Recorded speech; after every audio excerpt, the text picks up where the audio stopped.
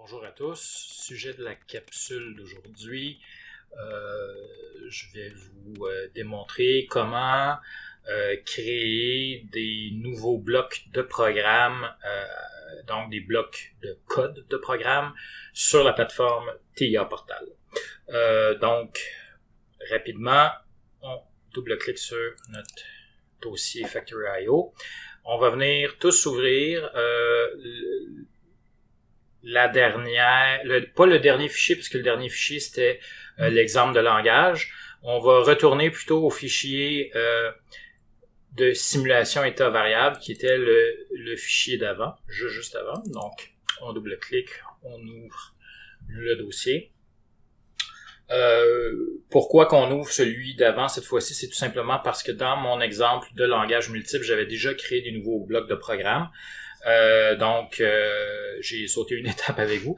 Donc, on revient un petit peu en arrière, là où il y avait seulement le bloc de programme sur le fichier modèle de Factory.io. Donc, rapidement, on s'en va en vue du projet.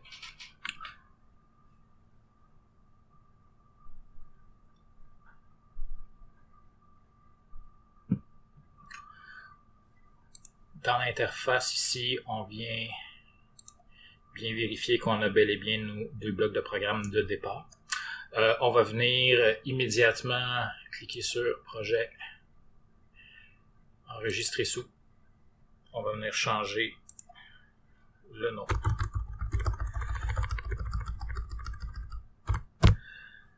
On va appeler ça Création bloc programme. On enregistre.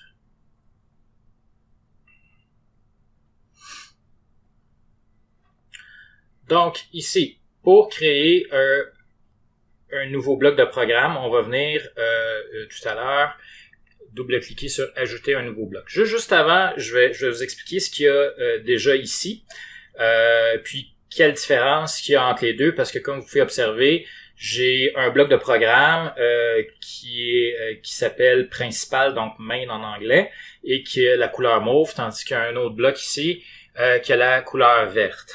OK? Rapidement, si on double-clique sur le principal, donc on devrait voir dans quelques secondes la fenêtre apparaître ici.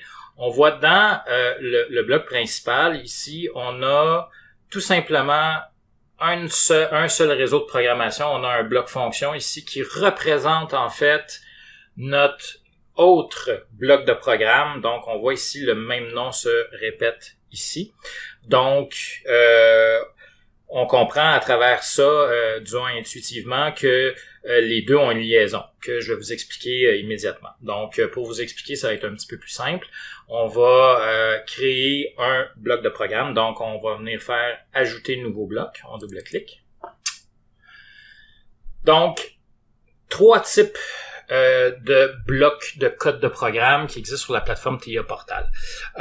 Donc, premier type, ce qu'on appelle les blocs d'organisation. Si on clique une fois à gauche dessus, on a la liste de tous les blocs. Évidemment, dans le cours, on les verra pas tous. On va juste voir le bloc principal, en fait, qu'on appelle Program Cycle. OK? Donc, cycle de programme. Ce bloc-là est un bloc organisationnel, tout simplement, qui sert à projeter, en fait, qui sert à démarrer le scan de chacun des autres blocs programme. Donc, le bloc de programme cycle, c'est ce que ça fait, c'est que dans un ordre précis, ça vient démarrer le cycle de scrutation, donc de scan, des autres blocs de code de programme. Évidemment, il y a plusieurs types d'organisation qu'on verra pas dans cette capsule-ci, mais juste pour vous dire, donc, bloc organisation, ça sert donc à notre niveau, tout simplement à déterminer quel programme sera scanné dans quel ordre. Ensuite, il y a les blocs fonctionnels, ici, qui est en fait un bloc de code qui comporte en soi sa propre base de données rattachée à son bloc. Donc, peu importe ce qu'on code à l'intérieur, toutes les variables internes sont rattachées à un bloc de données propre uniquement à son code interne. Donc, je peux créer un bloc de données attaché à une routine de programme particulière. La troisième sorte, qui est la plus fréquente, puis c'est celle-là qu'on va utiliser du moins au début, c'est ce qu'on appelle le bloc fonctionnel.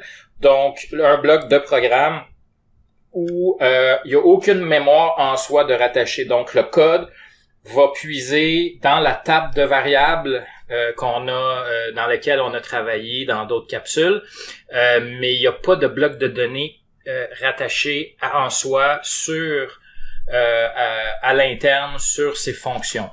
Donc, c'est ça. Donc, pour l'exemple, je vais créer un bloc fonctionnel standard, donc un bloc de code de programme normal. Je vais choisir le langage chez ONT qui est Contact, donc langage ladder. On a quelques choix ici. Donc, on va rester au début sur le langage à contact. Et je vais venir cliquer sur tout simplement, donc un coup que j'ai choisi mon type de bloc programme, mon type de langage associé, je clique sur OK. Et là, ce que vous allez voir, vous voyez, il y a un second bloc qui s'est rattaché ici. On peut venir le renommer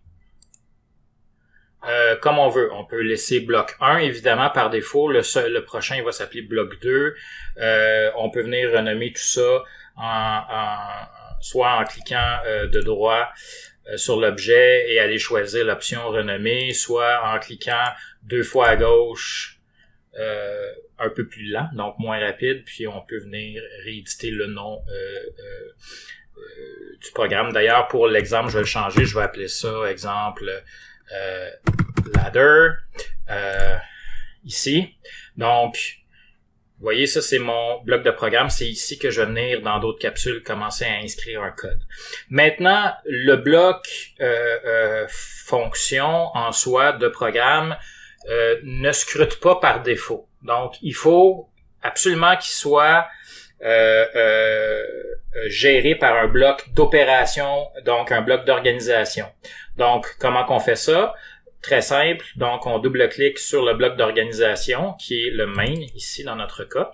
Et là, on va venir cliquer à gauche et glisser notre nouveau bloc qu'on a créé dans le réseau numéro 2. Quand on voit la petite ligne verte apparaître, on peut relâcher. Et là, on voit notre FC1, donc la codification interne, et le mot ladder, qui est le nom de notre bloc de programme qu'on a inscrit, qui s'intègre dans le réseau 2 du bloc d'organisation. Donc, à partir de ce moment-là, tout ce qu'on va venir intégrer à l'intérieur du bloc de programme va être fonctionnel quand on va se mettre en mode exécution. On peut venir rapidement créer une routine, donc un bloc fonctionnel, ici en bleu. On va le mettre, on peut le mettre en fait, le langage n'est pas très important. On va choisir encore une fois langage à contact. On va cliquer sur OK. Et là, vous voyez, à partir de ce moment-là, on pourrait le renommer encore. Ce que je vais faire, par contre, dans le mode d'opération pour vous montrer la différence, c'est que sur le réseau 3, on va cliquer à gauche, on va venir glisser ici. En relâchant, on voit que, vous voyez ici, il y a un bloc DB, c'est pour database, donc bloc de données. Comme je vous disais tantôt, ce type de bloc programme, ici, va avoir ce qu'on appelle un bloc de données rattaché à lui-même. Donc, on peut le renommer aussi. Donc, vous voyez, il y a bloc 1, puis automatiquement, il va se faire mettre bloc 1 DB. Donc, la relation est assez facile à faire. Là, pour l'instant, on ne changera pas de nom, mais on peut très bien changer de nom comme on veut après. On clique sur OK. Et à ce moment-là, vous voyez mon bloc ici. Comme l'autre est attaché, le code est un peu différent. On a FB à place de FC. Mais même principe, donc les deux vont être scannés, à l'exception que le bloc 1 ici, il va y avoir en fait certaines notions intégrées qu'on peut utiliser, mais on pourrait, par exemple, écrire, comme on faisait précédemment dans la table des variables, des entrées, en fait, des adresses internes, mais ils seraient rattachés directement à ce qu'on code ici. Donc, c'est tout pour la capsule d'aujourd'hui, pour la création de blocs de programme. Juste avant qu'on termine, parce qu'on n'utilisera pas tout de suite le FB1, ce que je vous invite à faire, c'est vous pouvez en fait supprimer le bloc de données et le bloc 1. On va garder le FC1 en ladder pour la prochaine capsule.